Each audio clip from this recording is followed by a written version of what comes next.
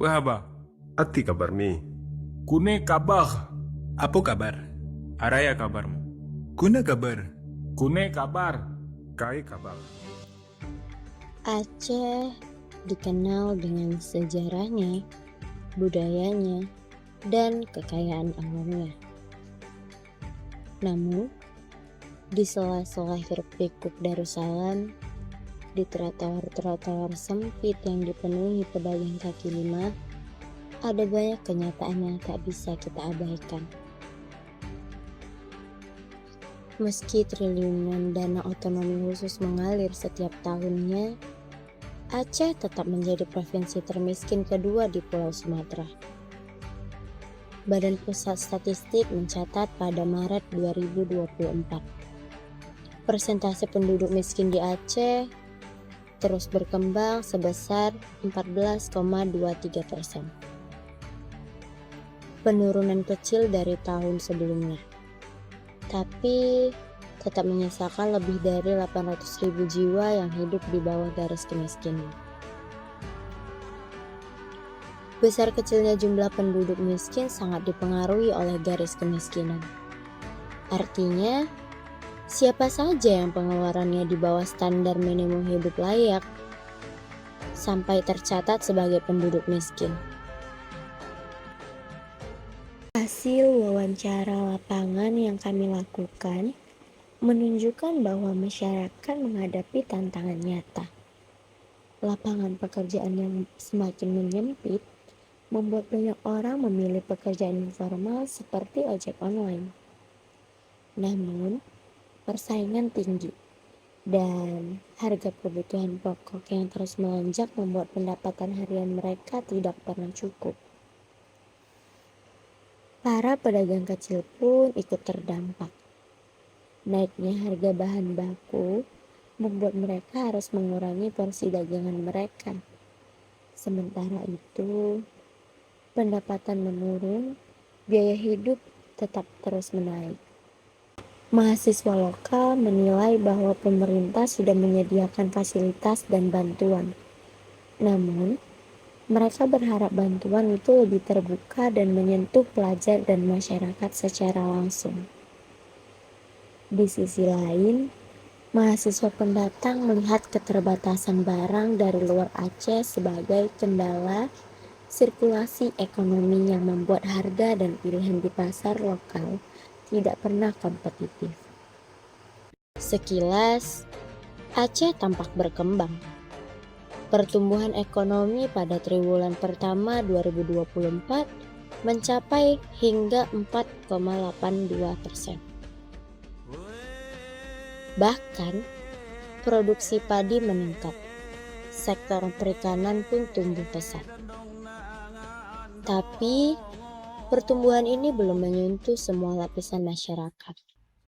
Generasi muda adalah kunci. Mereka memahami akar masalah bukan hanya soal dana tapi juga soal tata kelola. Bahkan, sejak diberlakukannya dana otonomi khusus, Aceh mendapat kucuran dana yang sangat besar setiap tahunnya. Sudah diatur dalam pasal 11, yang dimana 60% dialokasikan untuk pembangunan provinsi dan 40% untuk kabupaten maupun kota. Namun tanpa pengawasan yang ketat, dana besar pun bisa menguap tanpa bekas. Triwulan pertama 2024 mencatat penyaluran bantuan sosial sudah tinggi. Program sembako sebesar 95,92% dan PKH 98 sampai 100%. Tetapi tetap saja penurunan kemiskinan terasa sangat lambat.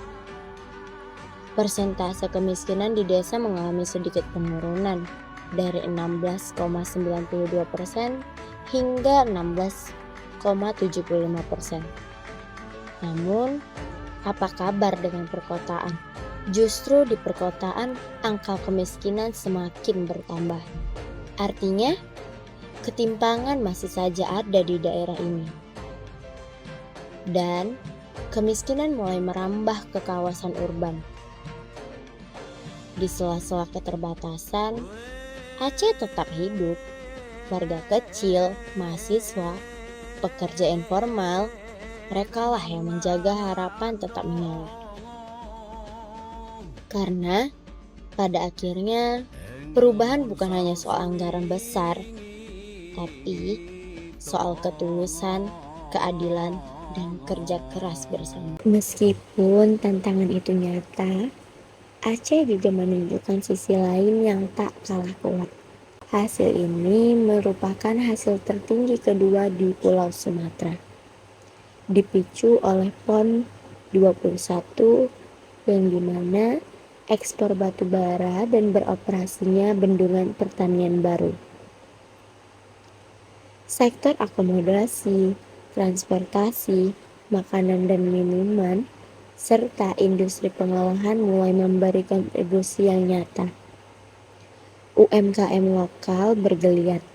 Produk unggulan Aceh seperti kopi, hasil perikanan, dan kerajinan mulai menembus pasar nasional bahkan internasional. Kinerja ekspor juga tumbuh dengan permintaan batu bara dari India dan produk pertanian lokal yang mulai dipasarkan keluar. Konsumsi rumah tetap menjadi penopang utama ekonomi Aceh, mencapai lebih dari 55% kontribusi terhadap PDRB.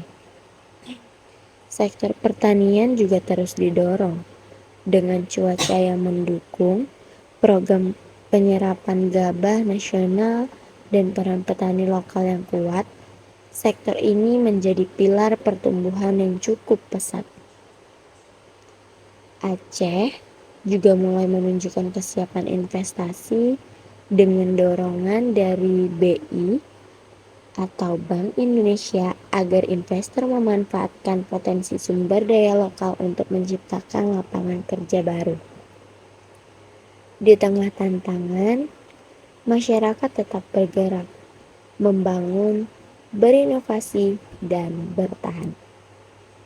Ini bukti bahwa Aceh tidak sepenuhnya miskin. Hanya saja, Aceh belum sepenuhnya terdata.